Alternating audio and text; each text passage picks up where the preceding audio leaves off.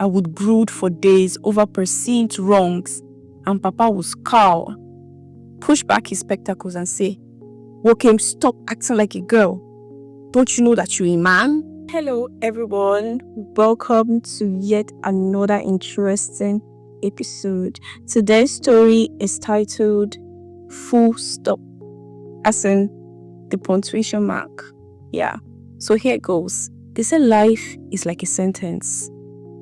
A sentence could have as little as 2 words and as many as 20. A sentence could go on and on, but the end is ultimately a full stop. My life is at its end. I know that because I'm about to end it. I've had downs. Those are the commas. Those times when all I wanted to do was crawl into an endless hole, but then I eventually emerged from those goals. This isn't one of those times. My life this year has been a series of non-stop commas. I'm done with the commas. Let's bust out the full stop. I have always been a sensitive child. I would cry at a raised voice or a scolding or even the wrong look. I would brood for days over perceived wrongs, and Papa would scowl, push back his spectacles and say, "Wokem, stop acting like a girl. Don't you know that you're a man?" His booming voice would wash over me as I struggled to be a man. As I got older, I learned to internalize my feelings. I had to be a man. Outside, I was a marble sculpture, willingly adapting to the facade that meant I was a man. But inside, I was a writhing mass of emotions that I couldn't let out because I've begun to enjoy the proud way Papa looked at me when he said, "Wokem Kije." The day I was leaving home for school, the entire family followed me to the park. Mama burst into tears as I hugged her. Then she dashed into the car as though to hide her tears from me. The twins threw their pudgy arms around my waist and begged me to stay with them. I would have cried. I wanted to cry and tell Papa that I didn't want to go to a school so far away from home, but I didn't.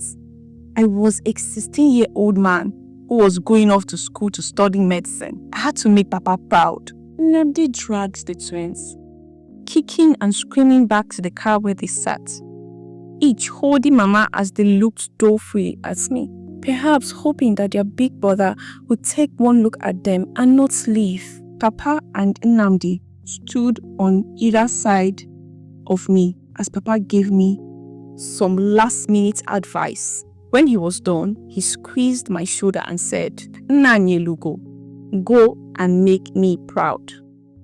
His face shone brightly. His eyes were stars. He was proud of me, and I felt it. I could still hear the twins sniffing into their blouses, but I no longer struggled to hold back the tears. I wanted to make him proud. I nodded, and in my deepest voice said, "I will make you proud, sir." Nnamdi hugged me tightly, slapping his palm on my back and said, "Go well." That one, though just 14, didn't have to struggle to be a man.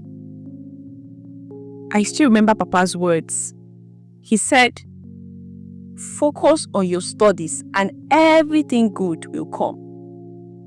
He cleared his throat and looked at me sternly. I could almost imagine him drawing out his ears as he spoke to me. Avoid bad friends. They are the bane of good grades. That was very, very loud and clear. Every time I came home from school and had to go back, he would repeat the same advice, only slightly abridged. What Papa didn't say was medicine was a bitch. It took all you had, sapping you of all the juice that made your youth till you were a walking, talking zombie, muttering the curbs cycle and trying to remember all the muscles. The origin and the insertions we crammed the previous night. Papa didn't tell me that medicine in Nigeria now wasn't about being brilliant. You could still fail because she didn't grease some palms, or because that female lecturer who always wore long dresses and quoted the scriptures in class made a pass at you 2 weeks before the exam and you refused her, even though your friends asked you to go back to her and beg. There were things Papa didn't know, and I couldn't tell him because I didn't want to lose the proud sheen in his eyes each time I sat in the sitting room beside him, talking like men.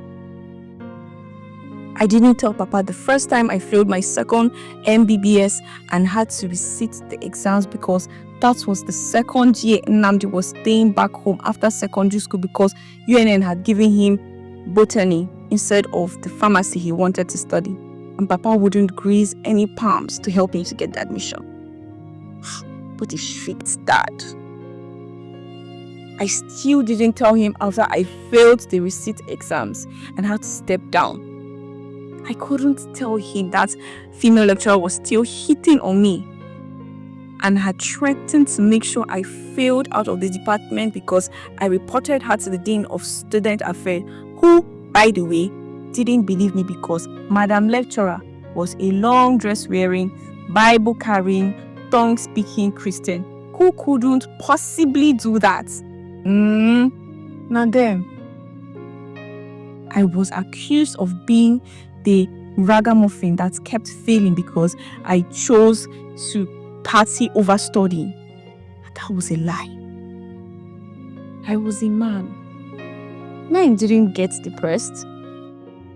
But when I started having nosebleeds and the doctor said my blood pressure was quite high for someone this young, I told Mama and Papa. Mama stared at me in confusion, her eyes quickly welling up. Papa shook his head. He was confused too. He looked at me as though I was playing pranks. He said, "Wokem, what is the problem? What is it you are thinking of that is causing it?" I could see pain and disappointment in his eyes. I shook my head, biting down on my lips lest the words spill out. I said, "Nothing, Papa. I will be fine." I lied. And days later, each time we spoke on the phone and they asked, "Kedo?" I knew they wanted to know about the nosebleeds and the non-stop headache I had complained about. They wanted to know if the blood pressure was still high. I lied again and again. "Oh, I'm much better. The blood pressure is normal now." I lied till the lies began to taste like the truth. I never wanted him to look at me the way he did that day, and I was weak.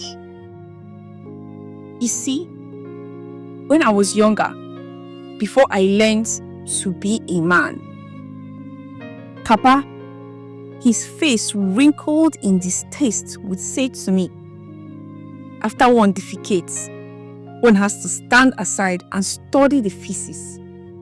If it didn't look like he, scatter it. It sounds worse when said in Imo, especially since he always gave me that adage when he was giving me one of his "stop acting like a girl" speeches. I had to be a man, so I couldn't tell him that my blood pressure wasn't anywhere near normal. That one of the drugs I was on gave me nightmares and made me feel depressed. That my girlfriend, Namaka, left me after I wrote the second MBBS for the second time and failed it, and that I would definitely be screened out of the department. I couldn't tell him. I am now in charge of writing my story, and I have now placed the final full stop. She's sad.